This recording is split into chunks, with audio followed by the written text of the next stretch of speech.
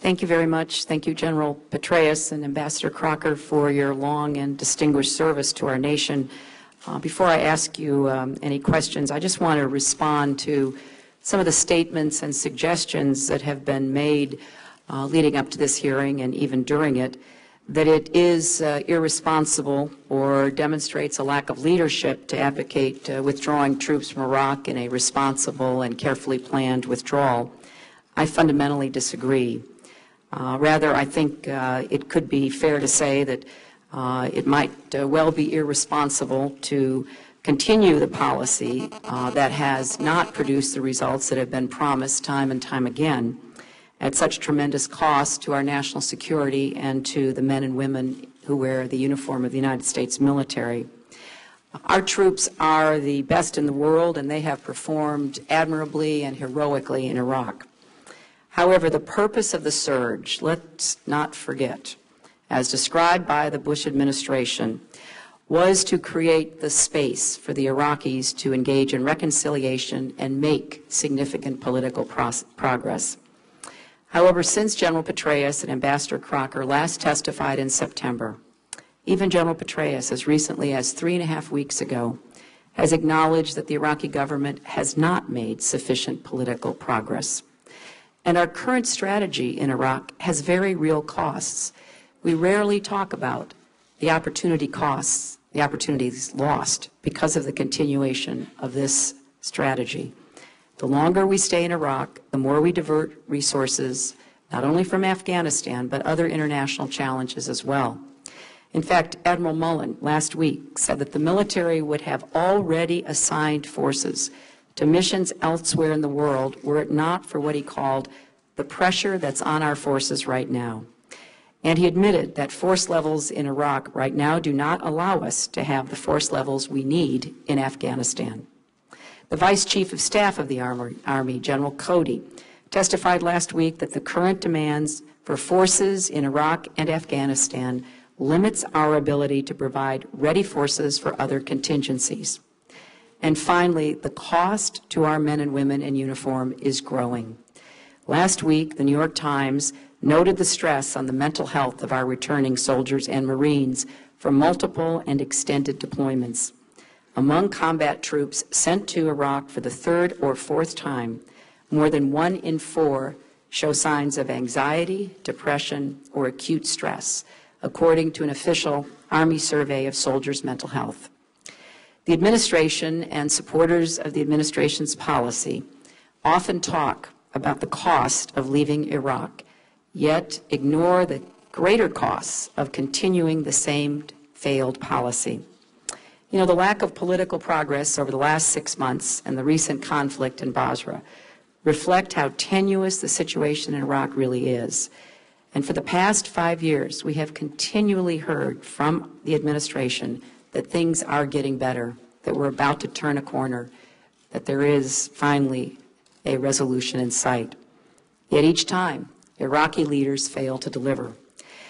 I think it's time to begin an orderly process of withdrawing our troops, start rebuilding our military, and focusing on the challenges posed by Afghanistan, the global terrorist groups, and other problems that confront America.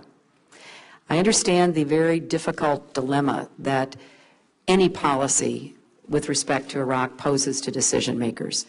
If this were easy, or if there were a very clear way forward, we could all perhaps agree on the facts about how to build toward a resolution that is in the best interest of the United States, that would stabilize Iraq and would meet our other challenges around the world. With respect to our long-term challenges, Ambassador Crocker, the administration has announced that it will negotiate an agreement with the government of Iraq by the end of July that would provide the legal authorities for U.S. troops to continue to conduct operations in Iraq. Let me ask you, do you anticipate that the Iraqi government would submit such an agreement to the Iraqi parliament for ratification? The Iraqi government has indicated it will bring the agreement to the Council of Representatives. At this point, it is not clear, at least to me, whether that will be for a formal vote or whether they will repeat the process they used in November with the Declaration of Principles, in which it was simply read to the members of the Parliament. Does the administration plan to submit this agreement to our Congress? At this point, Senator, we do not anticipate that the agreements will have within them any elements that would require the advice and consent procedure. We intend to negotiate this as an executive agreement. Well, Ambassador Crocker, it seems odd, I think, to Americans who are being asked to commit for an indefinite period of time the lives of our young men and women in uniform, the civilian employees whom you rightly referenced and thanked, as well as billions of dollars of additional taxpayer dollars, if the Iraqi Parliament may have a chance to consider this agreement, that the United States Congress would not. And as you may know, I currently have legislation requiring the Congress to have an opportunity to consider such an agreement before it is signed, and I would urge you to submit such an agreement to the Congress for full consideration.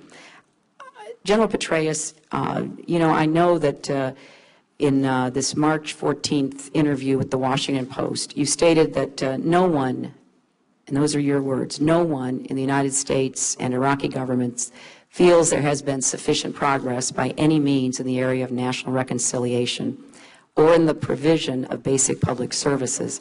Those are exactly the concerns that my colleagues and I raised when you testified before us in September. I remember well, you know, you're being asked that how long would we continue to commit American lives and treasure if the Iraqis fail to make political gains? And in response, you said that if we reach that point in a year, you'd have to think very hard about it, and it would be difficult to recommend the continuation of this strategy. And there clearly are limits to the blood and treasure we can expend in an effort. Well, we're halfway through the year, and as many of us predicted, and as you yourself stated, we still do not see sufficient progress. What conditions would have to exist for you to recommend to the President that the current strategy is not working? And it seems apparent that you have a conditions-based analysis, as you set forth in your testimony, but the conditions are unclear, they certainly lack specificity, and the decision points with respect to these conditions are also vague.